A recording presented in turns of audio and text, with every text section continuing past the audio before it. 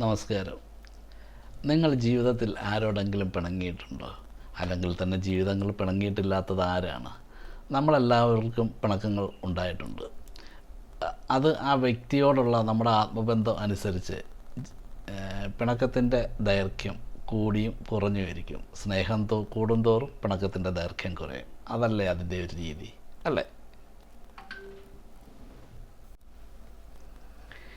ഒരു വ്യക്തി നമ്മളോട് പിണങ്ങിയാൽ ഒരു ദിവസം അല്ലെ 2 ദിവസം അതിൽ കൂടുതൽ ആ പിണക്കം കൂടിപ്പോകുന്നു, അത് ഒരാഴ്ചത്തേക്കും മാസങ്ങളിലേക്കും നീളുന്നെങ്കിൽ ഓർക്കുക, അദ്ദേഹത്തിന് നമ്മളോടുള്ള സ്നേഹത്തിൻ്റെ ഉറവ വറ്റിപ്പോയിരിക്കുന്നു.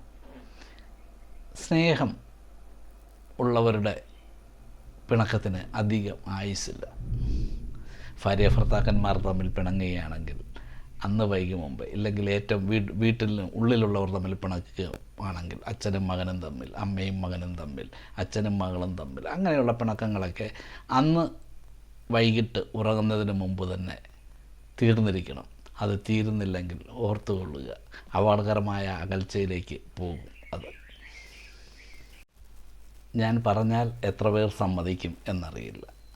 വളരെ ശക്തമായ സ്നേഹങ്ങളോ പ്രണയങ്ങളോ ആണ് പിണക്കം വരുമ്പോൾ പിന്നീട് വൈരാഗ്യത്തിലേക്കും കൊലപാതകത്തിലേക്കും ഒക്കെ പോകുന്നത്. അത് പ്രത്യേകം ചർച്ച ചെയ്യപ്പെടേണ്ട ഒന്നുമാണ്.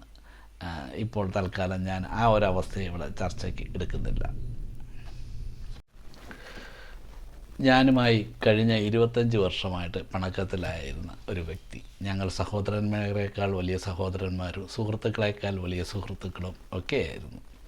പക്ഷേ കഴിഞ്ഞ 25 വർഷമായി ഞങ്ങൾ ഭയങ്കരമായ പിണക്കമാണ്. ചെറിയ ഒരു പ്രശ്നത്തെ ചൊല്ലിയുള്ള ഒരു തെറ്റിദ്ധാരണയെ ചൊല്ലിയുള്ളതൊക്കെ ആകാം.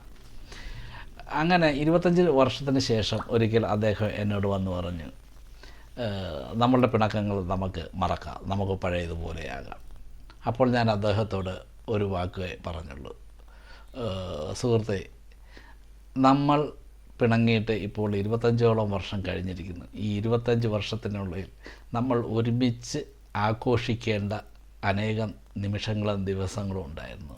ഒരുമിച്ച് പങ്കുകൊള്ളേണ്ട അനേകം ചടങ്ങുകളുണ്ടായിരുന്നു. ഒരുമിച്ച് സന്തോഷിക്കുകയും ഒരുമിച്ച് ദുഃഖിക്കുകയും ചെയ്യേണ്ട അനവധി അവസരങ്ങളുണ്ടായിരുന്നു.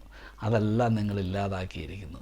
ഈ 25 വർഷം നിങ്ങൾ എനിക്ക് നഷ്ടപ്പെടുത്തി, ഇല്ലേ, നമ്മൾക്ക് നഷ്ടപ്പെട്ടു പോയ ഈ അവസരങ്ങളൊന്നും നമുക്കിനി തിരിച്ചു കിട്ടിയില്ല.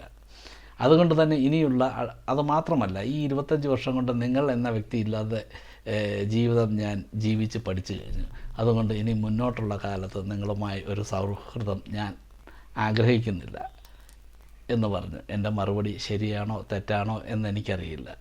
അതെ, നീണ്ടു നിൽക്കുന്ന പിണക്കങ്ങൾ വരുമ്പോൾ സംഭവിക്കുന്നത് ആ വ്യക്തി നമ്മുടെ ജീവിതത്തിൽ നിന്ന് മാറി നിൽക്കുക, അയാളില്ലാതെയുള്ള ഒരു ജീവിതത്തിന് നമ്മൾ നമ്മുടെ മനസ്സിനെ പാകപ്പെടുത്തുകയും ചെയ്യും. അത് ചെയ്തു കഴിഞ്ഞാൽ പിന്നീട് ഒരിക്കലും ആ മനുഷ്യനെ പഴയതുപോലെ ഉൾക്കൊള്ളാൻ നമുക്ക് കഴിയുക. ഇല്ലെങ്കിൽ അത് സ്ത്രീയോ പുരുഷനോ സഹോദരനോ ഭാര്യയോ പുത്രിയോ ആരോ ആകട്ടെ. അതുകൊണ്ടാണ് ഞാൻ പറഞ്ഞത്, ഒരു പിണക്കങ്ങൾ ദീർഘകാലം നീണ്ടു നിൽക്കരുതെന്ന്. അതെ, നിങ്ങൾക്ക് നിങ്ങളുടെ സഹോദരനോടോ സഹോദരിയോടോ മാതാവിനോടോ പിതാവിനോടോ ഭാര്യയോടോ ബന്ധുക്കളോടോ പിണക്കങ്ങളുണ്ടെങ്കിൽ അത് എത്രയും പെട്ടെന്ന് നിങ്ങൾ ഒത്തുതീർപ്പാക്കുക. ജീവിതം വളരെ ചെറുതാണ്, അതിൽ ആനന്ദിക്കാനുള്ള നിമിഷങ്ങൾ വളരെ കുറവാണ്, കൂട്ടായ്മകളുടെ നിമിഷങ്ങൾ വളരെ കുറവാണ്.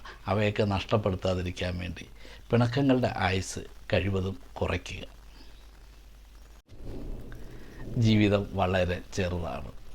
നമ്മളുടെ ജീവിതം ഇണക്കങ്ങളുടെയും സന്തോഷത്തിൻ്റെയും സ്നേഹത്തിൻ്റെയും ഉത്സവങ്ങളാക്കി മാറ്റാം. നന്ദി, നമസ്കാരം.